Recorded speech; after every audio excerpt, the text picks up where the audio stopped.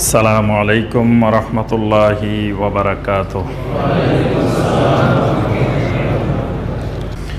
সম্মানিত ওলামায়ে কেরাম, দূরের এবং কাছের সম্মানিত দ্বীনী ভাই এবং বোনেরা, আল্লাহ রব্বুল আলমিনের দরবারে কোটি কোটি শুকরিয়া যে মহান রব্বুল আলমিন আমাদেরকে 1442 হিজরি সনের 22শে শাওয়াল তারিখে সলাতুল জুমুআ আদায় এবং খুতবাতুল জুমুআ শোনার উদ্দেশ্যে আল্লাহ রব্বুল আলমিনের পবিত্র ঘর মসজিদে উপস্থিত হওয়ার পরে কোরআনে কারীম এবং হাদিস নববী সাল্লাল্লাহু আলাইহি ওয়াসাল্লামের আলোকে আল্লাহ রব্বুল আলমিনের দ্বীন সম্পর্কে কিছু কথাবার্তা বলার এবং শোনার তৌফিক দিয়েছেন, সে মহান রব্বুল আলমিনের শুকর আদায় করি, সকলে বলি আলহামদুলিল্লাহ।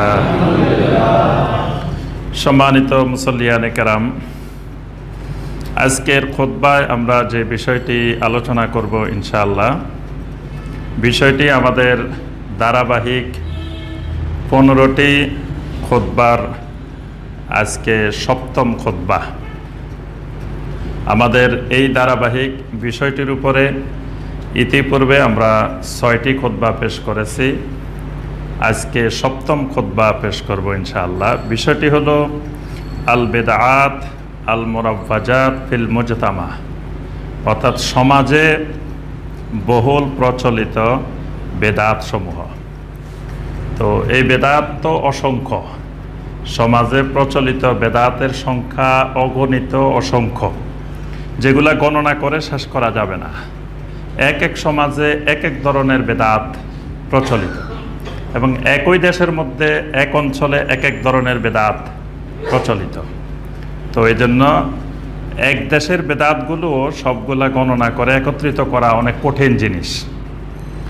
আর বেদাত তো নতুন নতুন উৎপত্তি হয়, প্রতি সপ্তাহে প্রতি মাসে নতুন নতুন আবিষ্কার হয় বেদাত। তো এজন্য বেদাত গণনার মধ্যে সীমাবদ্ধ না। তবে আমরা আমাদের এই সমাজে, বিশেষ করে বাংলাদেশে বহুল প্রচলিত, যেগুলো কমন, সব সমাজে সবার মধ্যে মোটামুটি প্রচলিত, এরকম 100টি বেদাতকে বাছাই করে আমরা ধারাবাহিক আলোচনা করছি। প্রথমে আমরা 5টি খুতবায় আলোচনা করেছি যে বেদাত চিনার জন্য 23টি মূলনীতি, যে এই সূত্রগুলোর আলোকে, এই মূলনীতিগুলোর আলোকে, এই উসুলগুলোর আলোকে নির্ধারণ করা হবে যে এটি বেদাত। এরপরে আমরা এর আগের খুতবায় প্রথম থেকে 10টি বেদাত আমরা আলোচনা করেছি। এই 10টি বেদাতে ছিল আকীদা সংক্রান্ত বেদাত। মানে বেদাতগুলো দুই ধরনের হতে পারে, একটি হলো আকীদার মধ্যে বেদাত, আরেকটি হলো আমলের মধ্যে বেদাত। তো আমরা প্রথম 10টি আকীদা সংক্রান্ত বেদাত আলোচনা করেছি। আজকে যে 10টি আমরা আলোচনা করব, এগুলো মূলত আমল সংক্রান্ত বেদাত। তবে আমল সংক্রান্ত বেদাতের সাথেও কিন্তু আকীদা জড়িত, কারণ আকীদা না হইলে কেউ আমল করতে পারে না। আকীদাবিহীন একজন মানুষ তার হাতটাও নড়াচড়া করতে পারে না। আকীদাবিহীন একজন মানুষ কথা বলতে পারে না। আকীদাবিহীন এক কদম সামনে মানুষ পা দিতে পারে না। যেমন আমরা আজকে মসজিদে এসেছি, অনেকে অনেক দূর দূরান্ত থেকে অনেক কষ্ট করে এসেছি। কেন এসেছি? আসার আগে আমার ভিতরে একটা বিশ্বাস, একটা আকীদা তৈরি হয়েছে। সে আকীদাটা হলো আজকে জুমআ, খুতবার জন্য আমাকে যাওয়া লাগবে, খুতবা শোনার জন্য, সালাত আদায়ের জন্য। এই খুতবা, এই জুমা আমার জন্য অপরিহার্য। এত দূরে যাব কেন? সেখানে কোরআন সুন্নাহ থেকে বিষয়ভিত্তিক, গবেষণা ভিত্তিক আলোচনা হবে।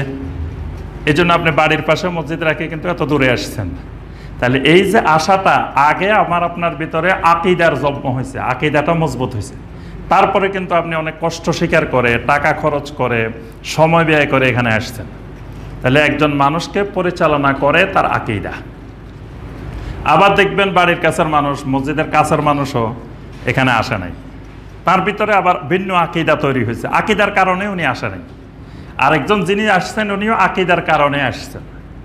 আকীদার কারণে মানুষ চলাফেরা করে, আকীদার কারণে মানুষ খায়।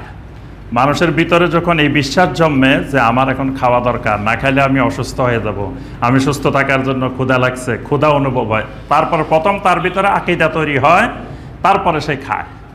আকীদা না হইলে সে খাইতেও পারতো না, চলতেও পারতো না। এজন্য পৃথিবীটা, সম্পূর্ণ পৃথিবীর সকল কার্যক্রম কিন্তু আকীদা কেন্দ্রিক। এজন্য আমলগুলো আকীদার বাহিরে না, আমলও আকীদারই অংশ। তো এই জন্য বেদাতগুলো আমলগত বেদাত হলেও মূলত এগুলো সাথে আকীদাও সম্পৃক্ত আছে। 11 নম্বর বেদাত যেটি আমরা আলোচনা করব, এই নাম্বারগুলো কোনো কোরআন হাদিসের নাম্বার না, এটা আগে ক্লিয়ার থাকা দরকার। এটা আমার ব্যক্তিগত নাম্বার, মানে আমার ব্যক্তিগত গবেষণায় শত শত বেদাত থেকে 100টা বেদাত করেছি, এগুলার সিরিয়াল।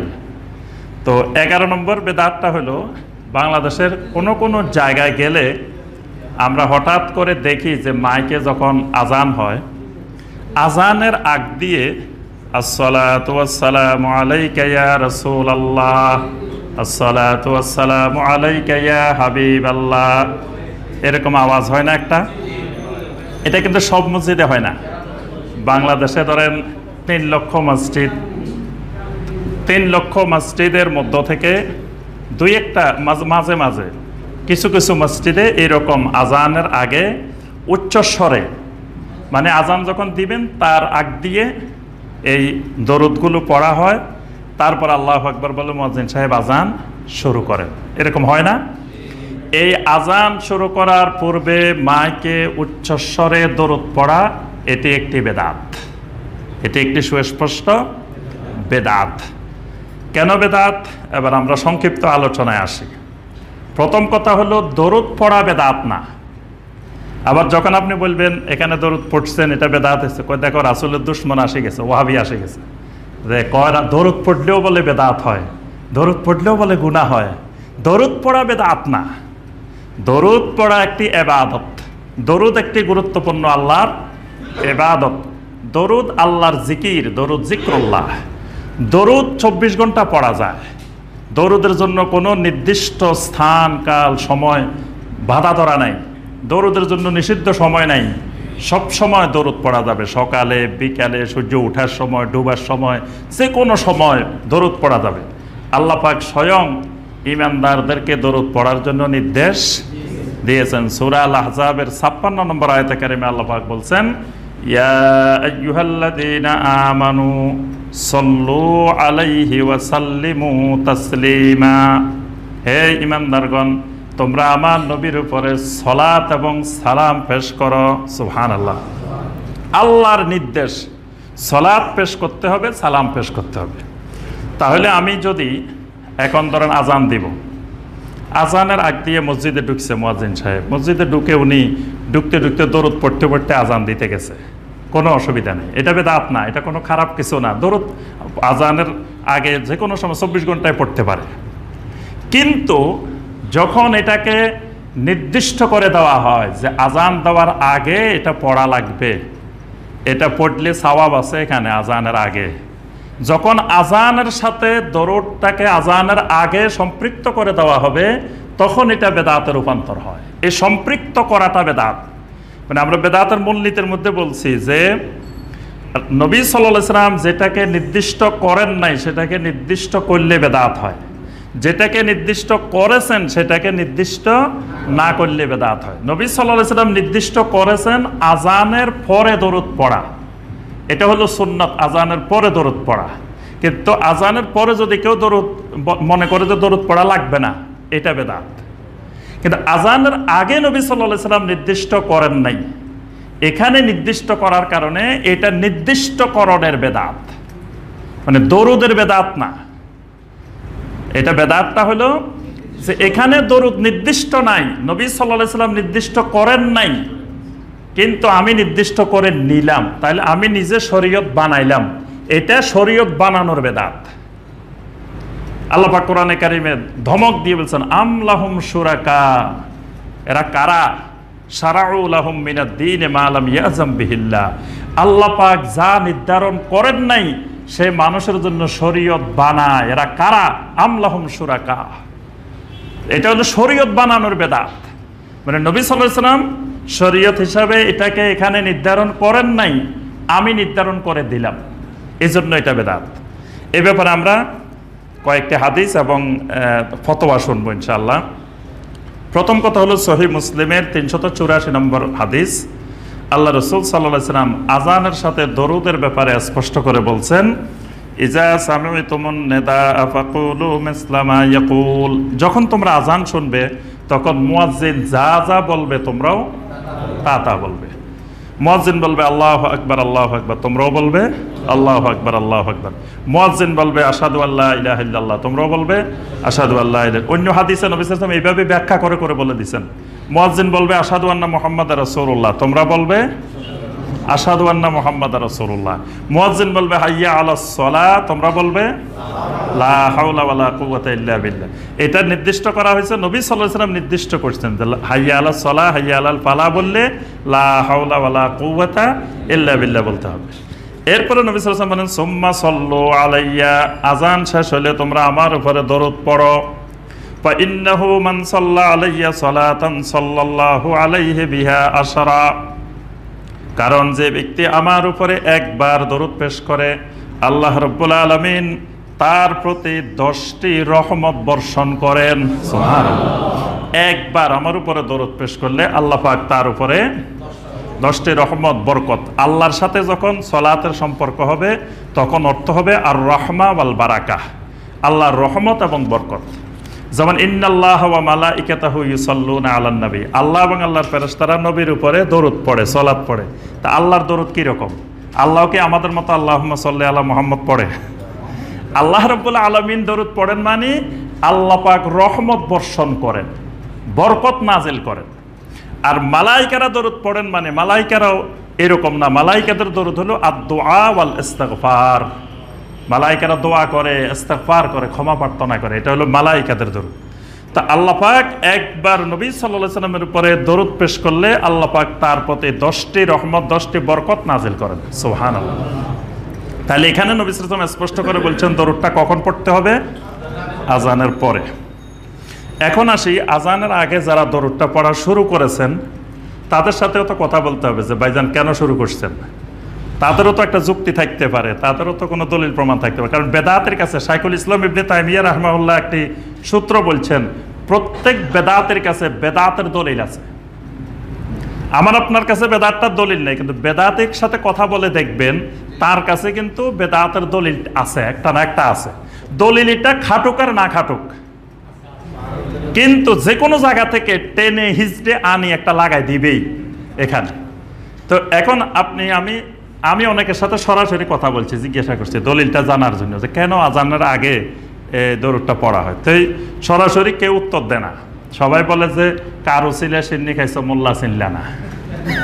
যেমন দলিল হইল এটা, মানে নবীর উসিলে তুমি আযান পাইছো আর আযান দিবা নবীর উপরে দরুদ পড়বা না, নবীর উসিলে সিন্নি খাই নবীরে চিনো না, মানে এটা জিজ্ঞাসা করলে গরম।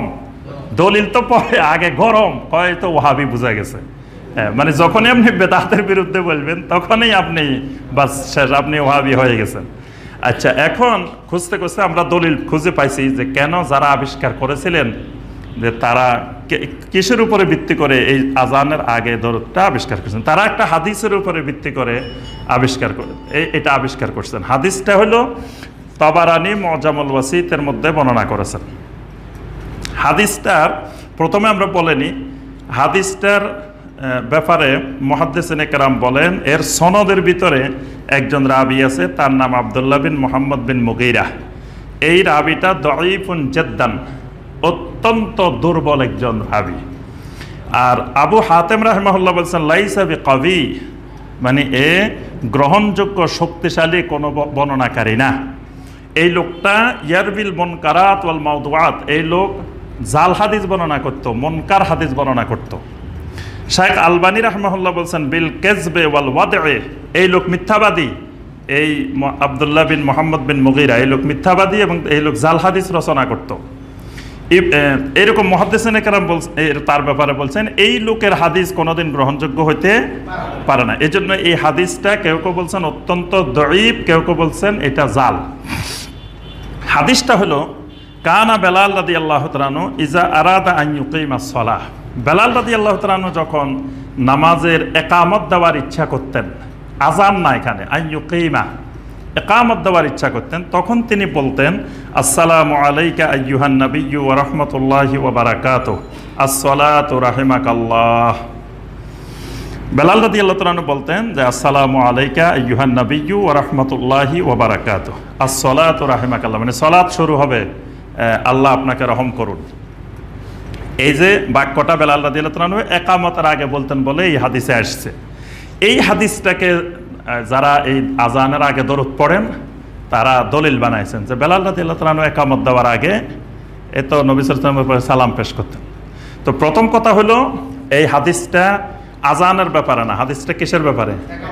একামতের ব্যাপারে। তাহলে দরুদ পড়লে যদি এই হাদিসের উপরে ভিত্তি করে হয় তাহলে একামতের আগে পড়বেন, আজানের আগে তো এখানে এক বর্ণনা আসে না। দ্বিতীয় বিষয়, হাদিসটা এত দুর্বল, এত জাল, এটা দিয়ে দলিল পেশ করা যায় না। কোনো মুসলিম এরকম হাদিস দিয়ে দলিল পেশ করতে বা কোনো ইবাদতের ভিত্তি এরকম হাদিসের উপরে হইতে পারে না।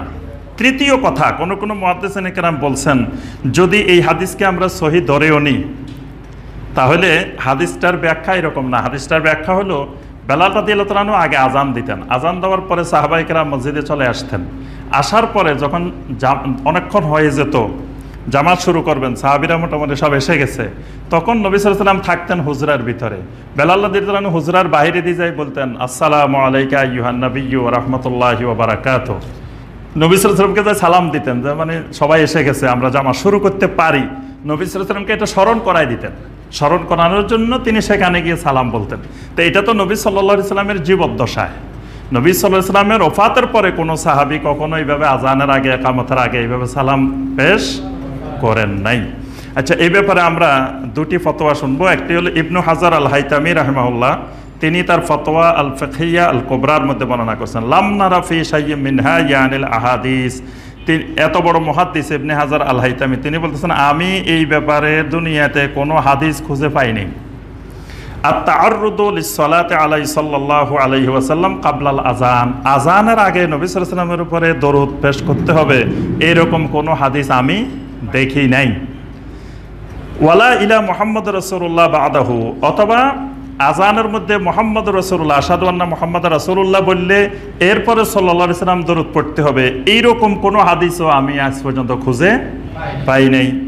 ওয়ালাম নারা আইদান ফি কালামে আইম্মাতিনা তুরাদু লিযালিকা আইদান, এমন কি আজ পর্যন্ত আমি কোনো ইমামের বক্তব্য খুঁজে পাই নাই, কোন ইমাম আবু হানিফা রাহমাতুল্লাহি আলাইহি, ইমাম শাফি, ইমাম মালিক, ইমাম আহমদ বা আরো মুহাদ্দিস মুফাসসির যত ইমাম আছে কোন ইমামদের বক্তব্য আমি এই ব্যাপারে খুঁজে পাই নাই। লিআন্নাহু তাশরীউন বিগাইরি দালিল, আমি খুঁজে পাবো কেমনে, এটা তো দলিলবিহীন শরীয়ত। এটা কার কথা? এটা কিন্তু আমার কথা না, বক্তব্যটা কার? ইবনু হাজার আল হাইতামি রাহিমাহুল্লাহ, তিনি বলছে এটা দলিল খুঁজে পাবে কেমনে আল্লাহর জমিনে, কারণ এটা তো তাশরী বেগাইরে দলিল, দলিলবিহীন শরীয়ত বানানো হয়েছে, তো এটা তো দলিল পাওয়ার কথা না, এই জন্য কোনো দলিল এটার পাওয়া যায় না। তো উনি যদি না পায় তাহলে আল্লাহর জমিনে আর পাওয়ার সম্ভাবনা নাই। আরেকজন গত শতাব্দীর বিশ্ববিখ্যাত আলেম শাইখ উসাইমিন রাহিমাহুল্লাহ, যাকে আমরা সবাই চিনি, তিনি তার ফতোয়া নূরুন আলাদ দার ফতোয়ার মধ্যে বলছেন as-salatu ala an-nabiy sallallahu alaihi wasallam qabla al-azan laysat mashru'a, যে আজানের আগে নবী সাল্লাল্লাহু আলাইহি ওয়াসাল্লামের উপরে দরুদ পেশ করা লাইসাত মাশরু'a, এটা শরীয়ত অনুমোদিত না। ইজা আরাদা আল-ইনসান আন ইয়াজআলাহা তাবিআতান লিল আযান, তবে এমনি যদি কেউ আজান দিবে তার আগে দরুদ পড়লো, এটা বেদাত না। বেদাত হলো উনি ব্যাখ্যা করে দিয়েছেন ইজা আরাদাল ইনসান আন ইয়াজআলাহা তাবিআতান লিল আযান, কেউ যদি এই দরুদ পড়াটাকে আজানের সাথে সম্পৃক্ত করে নেয়, বাধ্যতামূলক করে নেয়, যে আজান দিতে হইলে তার আগে এরকম দরুদ পড়ে দেওয়া লাগবে, তখন এটা লাইসাত মাশরুআ। লিআন্নাহা মাশরুআ কুল্লু ওয়াক্ত, কারণ দরুদটা সব সময়ের মাশরুআ, এটা 24 ঘন্টা চলতে থাকবে, এটার কোনো নির্দিষ্ট কোনো সময় নির্দিষ্ট নাই বা নিষিদ্ধ সময় নাই যে এই সময় পড়া যাবে না। তো এই জন্য এটাকে আজানের সাথে সম্পৃক্ত করলে তখন এটা হয়ে যাবে বেদাত। আচ্ছা, 12 নম্বর বেদাত, আজানের মধ্যে আমরা মাঝে মাঝে দেখবেন কিছু বাইকে দেখা যায় যখন মুয়াজ্জিন সাহেব বলে আশহাদু আন্না মুহাম্মাদার রাসূলুল্লাহ, তখন দেখবেন যে 2 আঙ্গুলকে ধরে চুমা দিয়ে চোখের মধ্যে লাগায়, দেখছেন না? এরকম এরকম মাঝে মাঝে দেখা যায়। তো আবার কেউ কেউ দেখবেন যে একামতের সময়ও লাগায়। তো এই যে লাগানোটা, এটাও আরেকটা বেদাত। তো এটা কেন বেদাত? প্রথম কথা হলো, এই আমলটার ব্যাপারে সহি বিশুদ্ধ কোনো হাদিস নাই। যদি নবী সাল্লাল্লাহু আলাইহি সাল্লাম বলতেন আমাদেরকে লাগানোর জন্য, অথবা সাহাবায়ে কেরাম যদি এরকম আশহাদু আন্না মুহাম্মাদ রাসূলুল্লাহ শুনলে তারা লাগাইতেন, এরকম বিশুদ্ধ সনদে যদি কোনো প্রমাণ আমাদের কাছে আসতো, তখন আমাদের জন্য এটা সুন্নত হয়ে যেত। এটা লাগাইলে তো আমাদের কোনো অসুবিধা নাই, তো তারও ভালো জিনিস, নবীর মহব্বত হইল। কিন্তু মহব্বতটা নিজের ইচ্ছা মতো করা যায় না, মহব্বতটা ইবাদত। এটা সাহাবায়ে কেরাম যেভাবে নবী সাল্লাল্লাহু আলাইহি সাল্লামকে মহব্বত করছেন, ঠিক সেইভাবে মহব্বত করতে হবে। তাহলে সাহাবায়ে কেরামেরা লাগাইছেন, এইরকম বিশুদ্ধ সনদে কোনো বর্ণনা আমাদের কাছে আসে নাই। তবে যারা করেন তাদের কাছে যাইতে হবে। এবার কেন করেন ভাইজান, কি বলেন? তাদেরও তো দলিল আছে, বেদাতের দলিল আছে। প্রথমেই বলছি, ইবনে তাইমিয়া রাহিমাহুল্লাহ বলছেন, যারা বেদাতটা করে তার সাথে তুমি কথা বলবা, দলিল জিজ্ঞেস করবা যে কেন করে, কি ব্যাপার, কোথায় পাইছে। তাহলে তাদের দলিলগুলো আমরা শুনি, তারা কই পাইছে, কেন করে। তারা কিছু হাদিসকে দলিল পেশ করছে।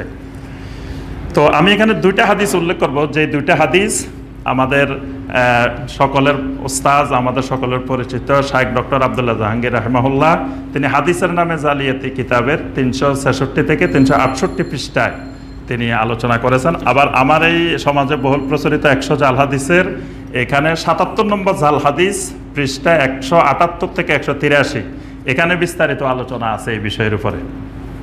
তো এখানে দুইটা হাদিস, দোনোটা হাদিসকে মোল্লা আলী কারি রাহমাহুল্লাহ বলছেন দুইটাই জাল হাদিস, দুইটাই জাল হাদিস।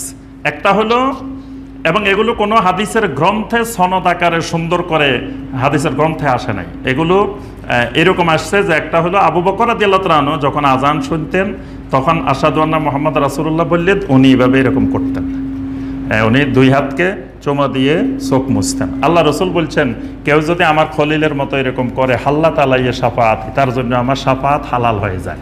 কিন্তু হাদিসটা জাল, হাদিসটা জাল, এবং সর্বসম্মতভাবে জাল। কেউ এটাকে আবার সহি বলেন নাই, সবাই বলছেন যে এটা জাল হাদিস। জাল হাদিসের উপরে ভিত্তি করে কোনো আমল করা যাবে না, করলে সেটা অবশ্যই নিঃসন্দেহে বেদাত। এটাও বেদাতের একটা মূলনীতি, যে জাল হাদিস অথবা দঈফ জেদ্দান, অত্যন্ত দুর্বল হাদিসের উপরে কোনো হাদিস আমল করলে ওই আমলটা বেদাতি আমল। আরেকটা হাদিসও মোল্লা আলী কারি রাহমাহুল্লাহ বলছেন, এটাও জাল হাদিস। সেটা হলো, এটার মধ্যে আসছে যে, কেউ যদি আশহাদু আন্না মুহাম্মাদ রাসূলুল্লাহ শোনার পরে মারহাবান বিহাবিবি ওয়া কুররাতা আইনি মুহাম্মদ বিন আব্দুল্লাহ সাল্লাল্লাহু আলাইহি সাল্লাম এই কথা বলে এভাবে চুমা খায়, লাম ইয়ামা ওয়া লাম ইয়ারমাদ আবাদা, সে কখনো অন্ধ হবে না, তার চোখ কোনোদিন অন্ধ হবে না, চোখ ভালো থাকবে, চোখের ওষুধ। আচ্ছা, যাই হোক, তো যদি আলহামদুলিল্লাহ সহি সনদে সহি কোনো হাদিসে আসতো, আমরাও আমল করতাম, কোনো অসুবিধা নাই, তখন এটা ইবাদত হয়ে যেত। তো যেহেতু এই হাদিসগুলো জাল হাদিস, সুতরাং এটার উপরে কোনো মুসলিম আমল করা যাবে না। 13 নম্বর জাল হাদিস সেটি হলো, সফর মাসের শেষ বুধবার, সফর মাসের শেষ বুধবার, এই দিন একটা উৎসব জাঁকজমকের সাথে অনেক জায়গায় পালন করা হয়। নাম কি বলেন তো দেখি? আখেরি সাহার সোমবার। অনেকেই জিনিসটা বুঝে না যে আখেরি সাহার সোমবার আবার কি জিনিস। তো এটা হলো ফার্সি শব্দ, আখেরি চাহার সোমবার। চাহার সোমবার মানে বুধবার, বুধবারকে ফার্সিতে বলে চাহার সোমবার। চাহার সোমবার মানে 4 সোমবার। ফার্সের গণনা হলো, রবিবার হলো 1 সোমবার, সোমবার হলো 2 সোমবার, আর মঙ্গলবার হলো 3 সোমবার, আর বুধবার হলো 4 সোমবার, চাহার সোমবার। তো এই চাহার সোমবার হলো সফর মাসের শেষ বুধবার। সফর মাসের শেষ বুধবার কি হয়েছে? সফর মাসের শেষ বুধবার যারা পালন করেন, ওই দিন কিছু আমলও করেন, কিছু সলাত আদায় করে, কেউ কেউ অনেক আমল করে রাত্রে, ওই দিন রাত্রে। কেন? তো এই ব্যাপারে সহি সনদে কোনো বর্ণনা পাওয়া যায় নাই। এই রাত্রে কিছু আছে বা কোনো ইবাদত আছে বা কোনো আমল আছে বা কিছু আছে, এইরকম কোনো সহি সনদের বর্ণনা কোথাও নাই। আচ্ছা, তাহলে যেহেতু নাই, তাহলে আমরা করব না। যে ভাইয়েরা করেন, আমরা তাদের কাছে জানতে চাবো যে ওনারা কেন করেন বা কোথায় পাইছে, ওনাদের দলিল কি। তো ওনাদের কয়েকটা দলিল শুনি। একটা 12 চাঁদের ফজিলতের মধ্যে আছে, 12 চাঁদের ফজিলত একটা বই আছে, দেখছেন না? আগে সবার ঘরে ঘরে থাকতো, নেক আমল, মুকসুদুল মুমিনিন, 12 চাঁদের ফজিলত, এরকম কিছু বই আছে। এগুলো রাস্তাঘাটে সব জায়গায় দেখবেন যে বিক্রি করে বসে বসে। এগুলো হলো বেশিরভাগ জাল হাদিসের কারখানা, ফ্যাক্টরি। এগুলোর ভিতরে অসংখ্য মিথ্যা কথা, জাল হাদিস এগুলোর ভিতরে আছে। তো এই 12 চাঁদের ফজিলতের মধ্যে আছে সকল মুসলমানের জন্য এই দিবসে ওযু গোসল করত, এবাদত বন্দেগী করা উচিত এবং নবী সাল্লাল্লাহু আলাইহি ওয়াসাল্লামের প্রতি দরুদ শরীফ পাঠ করত, সওয়াব রাসানি করা কর্তব্য।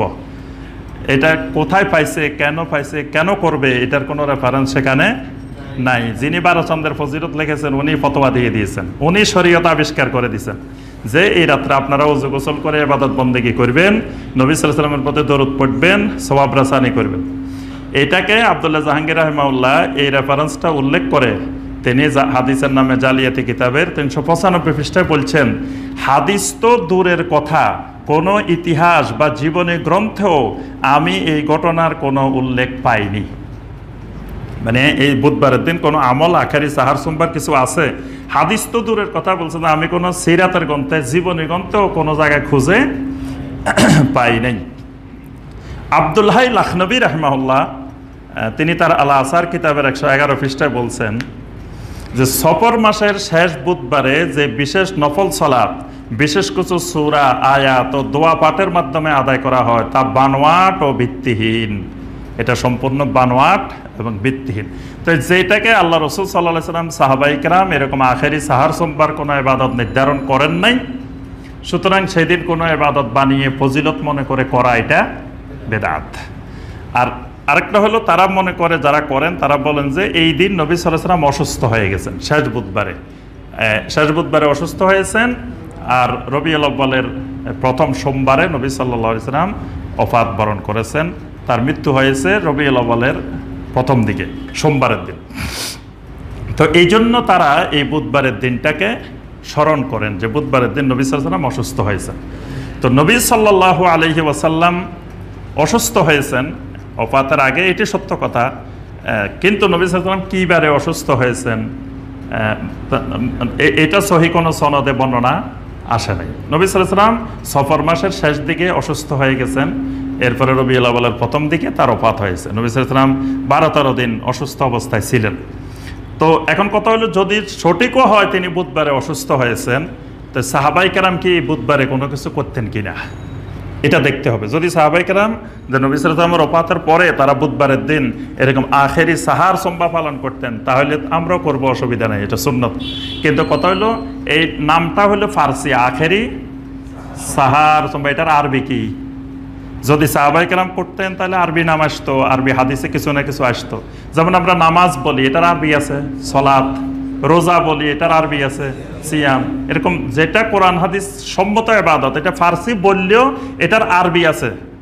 তাহলে আখেরি সাহার সোমবারও তো একটা আরবি থাকবে, কিন্তু এটার আরবি কি আজ পর্যন্ত শোনা যায় না। এটার আরবি কি? এটা আখেরি সাহার সোমবার নামেই চলতেছে। সুতরাং এই দিন কোনো ইবাদত বন্দেগী করা, পালন করা এটা বেদাত। 14 নম্বর বেদাত, আজান যখন শেষ হয়, আজানের আমরা একটা দোয়া পড়ি, এই দোয়াটা অনেক ফজিলতময় দোয়া। আল্লাহুম্মা রাব্বা হাযিহিদ দাওয়াতিত তাম্মাহ ওয়াস সালাতিল কাইমাহ আতি মুহাম্মাদানিল ওয়াসিলা ওয়াল ফাদিলা ওয়া বা'আসহু মাকামান মাহমুদানিল্লাযী ওয়া'আদতা। আল্লাহ রাসূল সাল্লাল্লাহু আলাইহি ওয়াসাল্লাম বলছেন, কেউ যদি আজান শোনার পরে এই দোয়াটা পড়ে, হাল্লাত শাফাআতি ইয়াউমাল কিয়ামাহ, কিয়ামতের দিন তার জন্য আমার শাফাআত হালাল হয়ে যায়। সুবহানাল্লাহ। এটা সহিহ হাদিস, এটা সহিহ আল বুখারীর হাদিস। এখন এই আজানের দোয়া শুধু সহিহ আল বুখারী না, অসংখ্য হাদিসের মধ্যে গ্রন্থে এই দোয়াটা আসছে। কিন্তু আমরা দেখি এই দোয়ার মাঝখান দিয়ে কোনো জায়গায় পড়া হয় ওয়াদ-দারাজাতার রাফিআহ, এরকম একটা শব্দ পড়া হয় যে আতি মুহাম্মাদানিল ওয়াসিলা ওয়াল ফাদিলা ওয়াদ-দারাজাতার রাফিআহ ওয়ারযুকনা শাফাআতাহু ইয়াউমাল কিয়ামাহ। এটাও পড়া হয় ইন্নাকা লা তুখলিফুল মিয়াদ। এই যে ওয়ারযুকনা শাফাআতাহু ইয়াউমাল কিয়ামাহ ওয়াদ-দারাজাতার রাফিআহ, এই বাক্যগুলো সংযুক্ত করা এটাও বেদাত। এটাকে আপনার হাদিসের নামে জালিয়াতি গ্রন্থে আব্দুল্লাহ জাহাঙ্গীর রাহিমাহুল্লাহ বিস্তারিত আলোচনা করেছেন যে ওয়াদ-দারাজাতার রাফিআহ এগুলো সংযুক্ত করা। আবার আমার এই জাল হাদিসের গ্রন্থের মধ্যেও আপনার আলোচনা আছে, ৭৯ নম্বর জাল হাদিসের মধ্যে আছে। আচ্ছা, এখন আসি আমরা যারা এটা আবিষ্কার করছেন, ওয়াদ্দারাজাতার রাফিয়া ওয়ারজুকনা শাফাআতাহু ইয়াউমাল কিয়ামা, তাদের থেকে তো দলিল শুনতে হবে যে তাদের দলিল কি, তারা কেন এটা সংযুক্ত করেছেন। এবং একজন আমাদের বাংলাদেশের প্রসিদ্ধ আলেম তিনি বলছেন, আমি যদি কোনোদিন ধর্মমন্ত্রী হইতে পারি তাহলে আমি আজানের ভিতরে এই বাক্যগুলো যুক্ত করে দিব। মানে উনি এটা যুক্ত করার জন্য ধর্মমন্ত্রী হইতে চায় বাংলাদেশের, বুঝতে পারছেন? উনি আজানের ভিতরে এই ওয়াদ্দারাজাতার রাফিয়া এটা উনি যুক্ত করবেন, এটা ওনার মনের ভাষা না। আচ্ছা, তো যারা যুক্ত করেন তাদের দলিল কি? তাদের একটা দলিল আছে। তাদের দলিলটা হলো একটা হাদিস, তারা দলিল পেশ করেন। তো আগে হাদিসটা বলার আগে এই হাদিসের ব্যাপারে ৩ জন বিশ্ববিখ্যাত মুহাদ্দিসের বক্তব্য আমরা আগে শুনবো যে এই হাদিসটা কেমন। কারণ কোনো হাদিসের মান মানুষের কাছে স্পষ্ট না করে হাদিস বলা জায়েজ নেই, হাদিস বলা হারাম। সাহাবায়ে কেরাম লক্ষাধিক সাহাবায়ে কেরাম ছিলেন, সাহাবারা কিন্তু হাদিস জানার পরেও সবাই হাদিস বর্ণনা করতেন না। অল্প কয়জন সাহাবী শুধু হাদিস বর্ণনা করতেন, বাকিরা কিন্তু কোনো হাদিস বর্ণনা করতেন না। কারণ হাদিস বর্ণনা করতে গিয়ে যদি কোনো জায়গায় ভুল ত্রুটি হয়ে যায়, নবী সাল্লাল্লাহু আলাইহি ওয়াসাল্লামের নামে মিথ্যা হয়ে যায়, এজন্য যে কোনো হাদিস বলে জনগণকে বলে দিতে হবে এটা হাদিসটা সহিহ, হাদিসটা হাসান, এবং জনগণকে স্পষ্ট করে জাল হাদিসও বলা যাবে। তো বলে দিতে হবে যে এটা জাল, বলে দিতে হবে এটা দঈফ, যাতে মানুষ আমার এটা তো যেটা জাল যেটা দঈফ এটার মধ্যে তো এত ফজিলতের বর্ণনা আছে, মানুষ তো সুবহানাল্লাহ বলতে বলতে শেষ হয়ে যাবে। এজন্য মানুষকে ওই দঈফ হাদিসটা জাল হাদিসটা বলার আগে বলে দিতে হবে যে এটা দঈফ, এটা জাল, তাহলে আর সুবহানাল্লাহ বলবে না। কারণ জাল হাদিস শুনে সুবহানাল্লাহ বললে আরো গুনাহ হবে। হ্যাঁ, তাই কিন্তু জাল হাদিসের যে ফজিলত এটা শুনলে মনে হবে যে আপনার কাছে, মানে এরা তো খুব মার্কেটিংয়ে খুব এক্সপার্ট, যারা জাল হাদিস বানাইছে এরা মার্কেটে হাদিসটা কিভাবে মানুষকে খাওয়ানো যাবে এটা গবেষণা করে হাদিস বানাইছে। এরা আমাদের মনস্তাত্ত্বিক গবেষণা করে বানাইছে, এটা আমল করার জন্য মানুষ পাগল হয়ে যাবে এটা শুনলেই। এই জন্য জাল হাদিস বলার আগে বলে দিতে হবে যে আমি যেটা এখন আপনাদের সামনে বলতেছি এটা সম্পূর্ণরূপে জাল হাদিস, এটা বলা যাবে, তাহলে আর কেউ ধোকায় পড়বে না।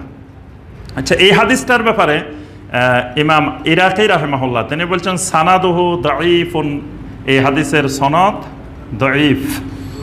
ইমাম সাখাবী রাহিমাহুল্লাহ বলেন লাম আরাহু ফি শাইয়্যিম মিনার রাওয়ায়াত, কোনো হাদিসের রাওয়ায়াতে আমি এই সংক্রান্ত কোনো হাদিস দেখি নাই।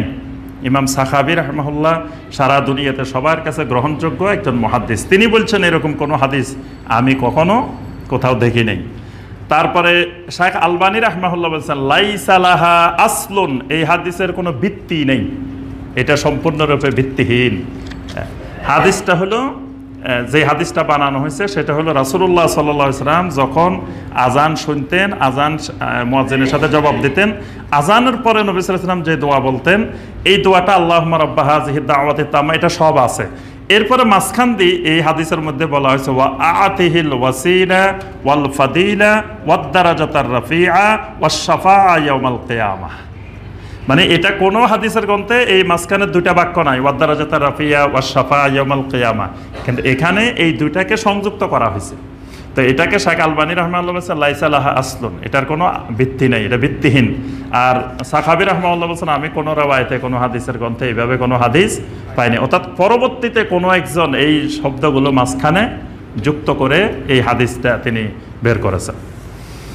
15 নম্বর জাল হাদিস সেটি হলো আম জনগণ এটা খুব কম জানেন, বাংলাদেশের থেকে যে ভাইয়েরা হজে যান, বিশেষ করে হজে যারা গেছেন তারা সবাই এই জাল হাদিস ভালো করে জানেন, এই বেদাত সম্পর্কে সবাই অবগত। সেটা হলো সবাই বলে যে মদিনা গিয়ে 8 দিন থাকা লাগবে, কারণ কি 8 দিনে 40 ওয়াক্ত সালাত মসজিদে নববীতে আদায় করা লাগবে। এই 8 দিনের আগে মদিনা থেকে আসা যাবে না, 8 দিন মদিনাতে থাকি 40 ওয়াক্ত আদায় করতে হবে। এই 8 দিন মদিনায় থাকতে হবে, 40 ওয়াক্ত জামাতে আদায় করলে বিশাল ফজিলত হবে।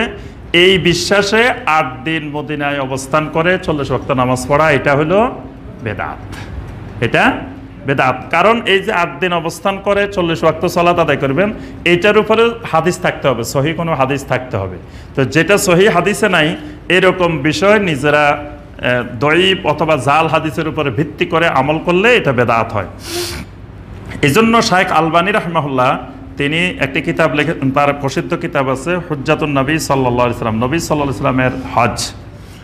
এখানে তিনি কতগুলো বেদাতের আলোচনা করেছেন। সেখানে তিনি বলছেন ইলতিজামু জুওয়ারিল মাদিনা আল ইকামাতু ফিহা উসবুআন, যে কোনো মদিনা জিয়ারতকারী মদিনাতে 1 সপ্তাহ থাকাকে নিজের জন্য বাধ্যতামূলক করে নেয়, যাতে তিনি মসজিদে নববীতে 40 ওয়াক্ত সালাত আদায় করতে পারেন। এটা মিন বেদায়ে জিয়ারাতিল মদিনাতিন নববিয়্যা, এটা মদিনা জিয়ারতের একটি অন্যতম বেদাত। কারণ কি, আর এই ব্যাপারে একটা সহি হাদিস আছে, সেটা মদিনার ব্যাপারে না, সেটা দুনিয়ার সব মসজিদের ব্যাপারে, সেটা সরকার বাড়ি মসজিদের ব্যাপারেও, সেটা যে কোনো মসজিদের ব্যাপারে। আল্লাহ রাসূল সাল্লাল্লাহু আলাইহি ওয়াসাল্লাম বলছেন মান সাল্লা লিল্লাহি 40 ইয়াওমান ফি জামাআতিন, যে ব্যক্তি 40 দিন জামাতে সালাত আদায় করবে আল্লাহর সন্তুষ্টির উদ্দেশ্যে, ইউদিরিকুত তাকবীরাতাল উলা, 40 দিনেই 5 ওয়াক্ত তাকবীরে উলার সাথে। তাহলে 40 দিনে কয় ওয়াক্ত হবে? 200 ওয়াক্ত। 200 ওয়াক্ত সালাত তাকবীরে উলার সাথে। তাকবীরে উলা মানে ইমামও আল্লাহু আকবার বলে শুরু করবে, মুসল্লিও আল্লাহু আকবার বলে, মানে কেরাত শুরু করে দিছে বা রুকুত চলে গেছে এরকম হলে হবে না। এইরকম 200 ওয়াক্ত সালাত যদি কেউ একটানা আদায় করে, মাঝখানে গ্যাপ যাওয়া যাবে না, আল্লাহ পাক তাকে বড় বড় 2টা পুরস্কার দিবেন। সুবহানাল্লাহ। একটা পুরস্কার হলো বারাআতুম মিনান নার, আল্লাহ পাক তাকে জাহান্নাম থেকে মুক্তি দিবেন। সুবহানাল্লাহ। ওয়া বারাআতুম মিনান নিফাক, আরেকটা হলো মুনাফিকি থেকে আল্লাহ তাকে মুক্তি দিবেন। সুবহানাল্লাহ। বিরাট পুরস্কার। কারণ এই 40 দিন এই অভ্যাসটা করতে পারলে এটা তার পুরা জীবনের জন্য অভ্যাস হয়ে যাবে, তার বিরাট উপকারে আসবে তার জন্য। এই জন্য আল্লাহ পাক এই 2টা পুরস্কার দেন। এটা সহি, এটা পৃথিবীর যে কোনো মসজিদে হতে পারে, বা সব নামাজ এক মসজিদে আদায় করতে হবে তাও জরুরি না। জোহর এখানে আদায় করলেন, আসর আরেক জায়গায়, মাগরিব আরেক জায়গায়, কিন্তু সব জায়গায় তাকবীর উলার সাথে আপনাকে 40 দিন আদায় করা লাগবে। আচ্ছা, এখন যারা 40 দিন ওখানে থাকেন, 40 ওয়াক্তের জন্য মদিনায় থাকেন, তাদের দলিল কি, তারা কি এরা করেন? তাদের দলিল হলো একটা হাদিস, যে হাদিসের মধ্যে বলা হয়েছে মান সাল্লা ফি মসজিদি 40 সালাতান, যে ব্যক্তি আমার মসজিদে 40 ওয়াক্ত সালাত আদায় করবে, একটা সালাতও ফাওত হবে না, তার জন্য আল্লাহ 2টা পুরস্কার দিবেন, একটা বারাআতুম মিনান নার ওয়া নাজাতুম মিনাল আযাব ওয়া বারিয়া মিনান নিফাক। মানে এখানে যে 2টা পুরস্কারের কথা বলছে, তাকে আল্লাহ পাক জাহান্নাম থেকে, আযাব থেকে মুক্তি দিবেন, মুনাফিকি থেকে মুক্তি দিবেন। এই হাদিসটা যেটা মসজিদের নববীর ব্যাপারে আসছে, এই হাদিসটা ইমাম আহমদ বিন হাম্বল রাহিমাহুল্লাহ বলেন এটা হাদিসুন দাঈফ, এই হাদিসটা দাঈফ হাদিস। কোন কোন মুহাদ্দিস বলেন এটা মুনকার হাদিস। শাইখ বিন বাজ রাহিমাহুল্লাহ বলেন যে এটা এমন দাঈফ লা তাকুমু বিহিল হুজ্জাহ, এটা দিয়ে কোনো দলিল পেশ করা যাবে না, ওয়ালা ইয়াতামাদু আলাইহি, এটার উপরে কোনো নির্ভরশীল করা যাবে না। তাহলে মসজিদে নববীর যে হাদিসটা, এটা অত্যন্ত দুর্বল হাদিস। এটার উপরে ভিত্তি করে 40 ওয়াক্ত সালাত সেখানে আদায় হবে, ফজিলত। ওখানে তো গেলে প্রত্যেক ওয়াক্তের সালাতে আমাকে অবশ্যই তাকবীরে উলার সাথে আদায় করতেই হবে। এবং আমরা যারা মদিনা যাই, সে সালাত শুরু হবে ধরেন আধা ঘন্টা পর, আমরা তো 1 ঘন্টা আগে যাই বসে থাকি, যাতে একটা সালাতও আমার তাকবীরে উলা মিস না হয়। আবার সেখানে কিন্তু সবসময় একই টাইমে সালাত হয় না বাংলাদেশের মতো, যে জোহরের সালাত 1:15, আসর 5:15, এখানে কিন্তু ওইরকম টাইম নেই। আজানের টাইম আছে, জামাতের টাইম নেই। কোনোদিন আজান দিয়ে 10 মিনিট পরেও জামাত শুরু হয়ে যায়, কোনোদিন আজান দিয়ে 20 মিনিট পরেও জামাত শুরু হয়, মানে ঠিক নেই। আপনি যদি ধরেন যে কালকে 20 মিনিট পরে হয়েছে, পরের দিন গেলে আর জামাত পাবেন না। এই জন্য আগে যাই বসে থাকতে হবে, যে আজানের আগে যাই বসে থাকা লাগবে। তাহলে আপনি সালাত এইভাবে গুরুত্ব সহকারে মদিনার ফজিলত, মসজিদে নববীর ফজিলত লাভের জন্য পড়তে হবে, সবসময় এইভাবে থাকতে হবে। কিন্তু 40 ওয়াক্তের যে বিষয়টা, যেহেতু বিষয়টা শক্তিশালী দলিল নির্ভর না, এই কারণে এটা বিশ্বাস করলে, এটা পড়লে তখন এটা হয়ে যাবে বেদাত। 16 নম্বর বেদাত, যখনই কেউ হজে যাওয়ার কথা শোনে, ভাই অমুক মাসে তো হজে যাইতেছি, ভাই উমরা যাইতেছি, ও ভাই ঠিক আছে ঠিক আছে আলহামদুলিল্লাহ, আপনি একটু রাসূলের কবরে আমার সালামটা পৌঁছাই দিয়েন। এটা শুনছেন না? দেখবেন যে সাথে সাথে আপনাকে বলবে যে রাসূল সাল্লাল্লাহু আলাইহি ওয়াসাল্লামের কবরে আমার সালামটা পৌঁছাই দিয়েন। এইটা একটা বেদাত, রাসূল সাল্লাল্লাহু আলাইহি ওয়াসাল্লামের কবরে সালাম পৌঁছানো। কেন বেদাত? প্রথমে আমরা সহি 3টা দলিল শুনবো, তারপরে আমরা ফতোয়া শুনবো। প্রথম আল্লাহ রাসূল সাল্লাল্লাহু আলাইহি ওয়াসাল্লাম বলছেন, ইন্না লিল্লাহি মালাইকাতান সাইয়াহিনা ফিল আরদি, আল্লাহর জমিনে আল্লাহর কিছু ফেরেশতা আল্লাহ নিয়োজিত রেখেছেন, সাইয়াহিনা ফিল আরদি, এরা জমিনে সবসময় ঘোরাঘুরি করতে থাকে। ইউবাল্লিগুনি মিন উম্মাতিস সালাম, এদের ডিউটি, এদের দায়িত্বই হলো যখন আমার উম্মত পৃথিবীর যেখানে সালাম পেশ করবে সাথে সাথে আমার কাছে পৌঁছাই দিবে। সুবহানাল্লাহ। তাহলে আপনি মোবাইলের মাধ্যমে এখান থেকে কথা বললে সাথে সাথে শুনতেছে, আপনি মোবাইল বাদ দিয়ে সে ডাকে সিটি দিবেন কেন? যে কবে যাবে, কবে কি হবে, কবে পৌঁছবে তার কোনো নিশ্চয়তা নাই। আপনি এখানে সরাসরি সেকেন্ডের মধ্যে চলে যাচ্ছে সালাম। এবং আল্লাহ পাক ফেরেশতাদেরকে নিয়োজিত রাখছেন, একটা ডিপার্টমেন্টে রাখছেন, খালি সালাম দিলেই সাথে সাথে এরা পৌঁছায় দেবে। সে সাগরের মাঝখানে হোক, মঙ্গল গ্রহে হোক, চাঁদে হোক, যেখান থেকে সালাম দিক সাথে সাথে নবী সাল্লাল্লাহু আলাইহি ওয়াসাল্লামের কাছে এরা পৌঁছায় দেন। এবং ফেরেশতারা অত্যন্ত আমানতদার, ফেরেশতারা আমানত আদায়ের ব্যাপারে বিন্দুমাত্র খেয়ানত করে না, যে না এ তো অমুক জায়গার অমুক দলের, তাহলে পৌঁছানো লাগবে না, এটা থাক।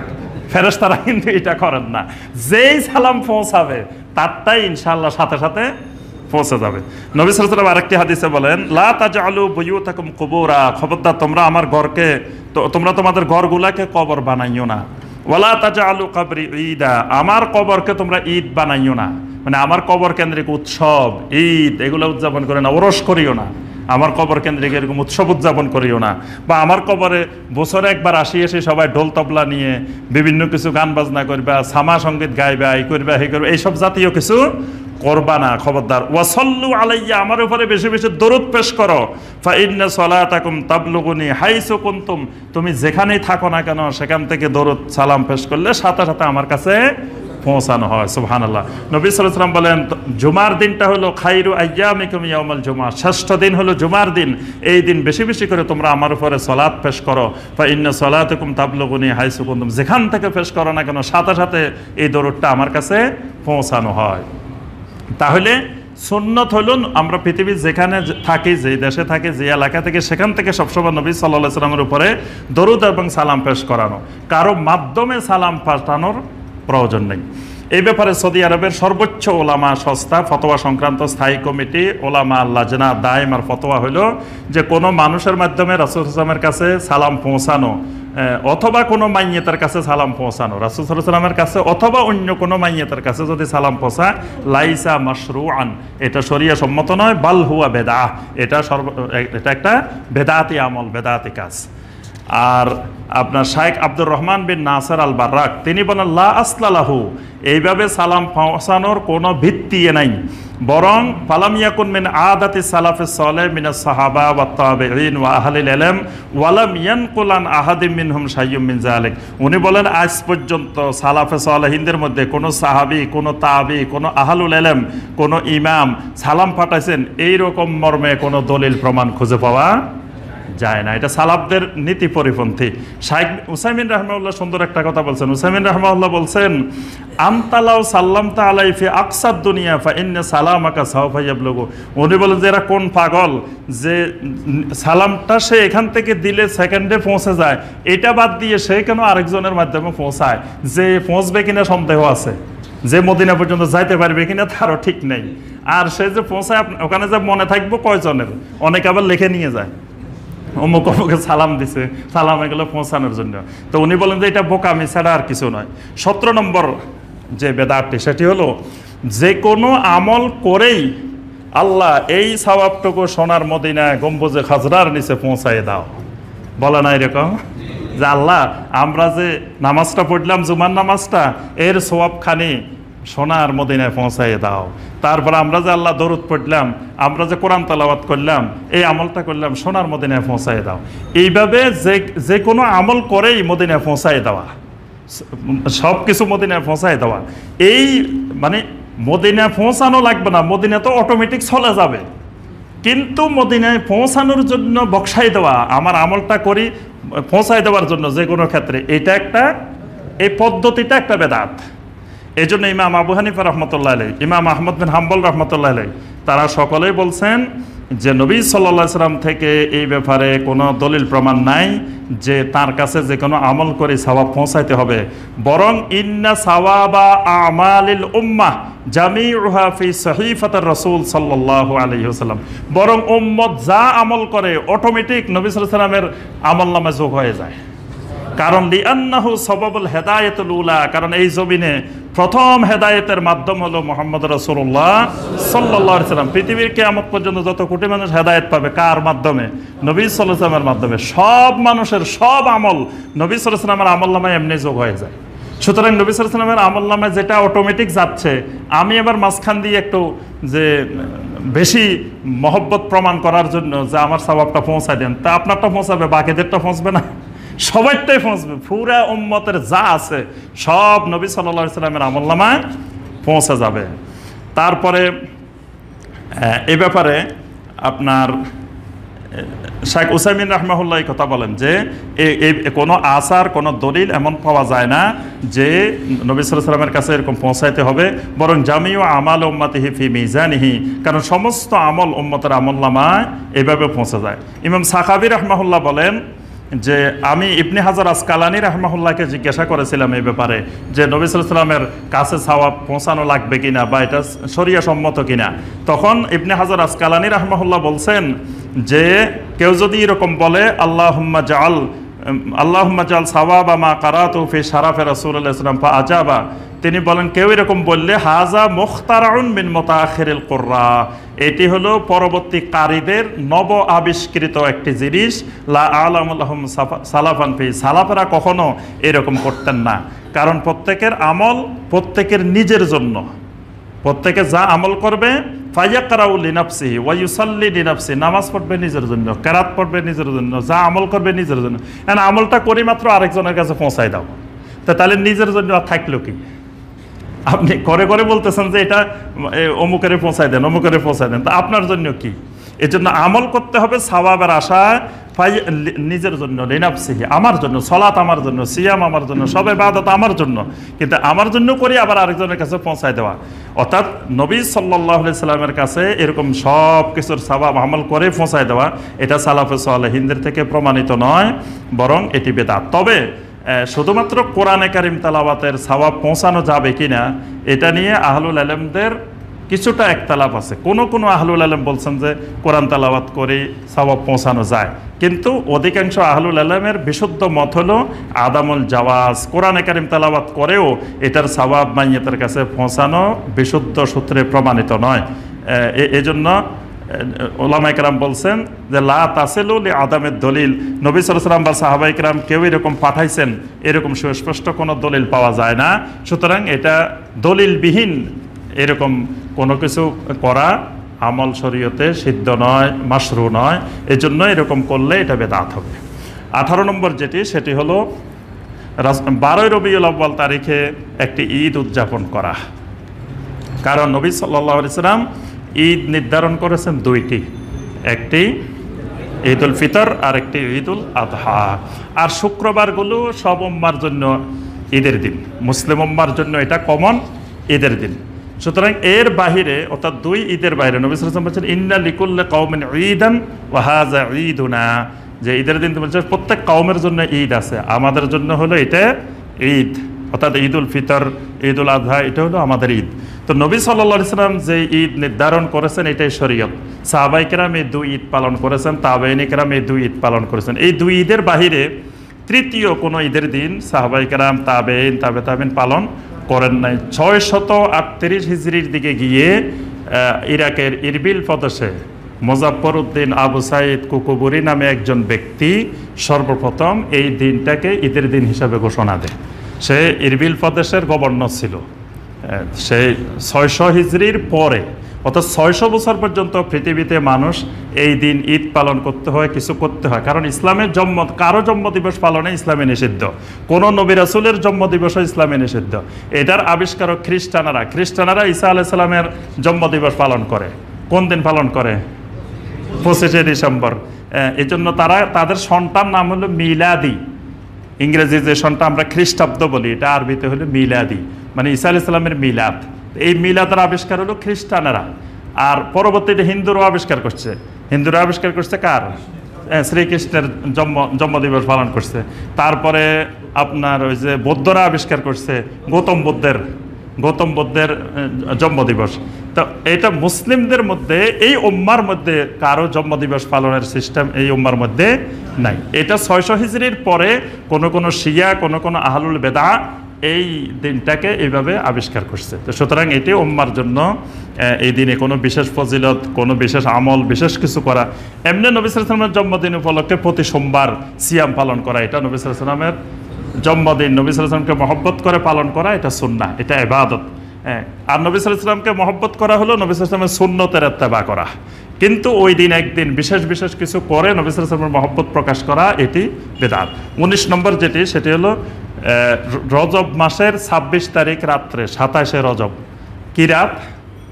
রজব মাসের 27 তারিখ, শবে মেরাজ।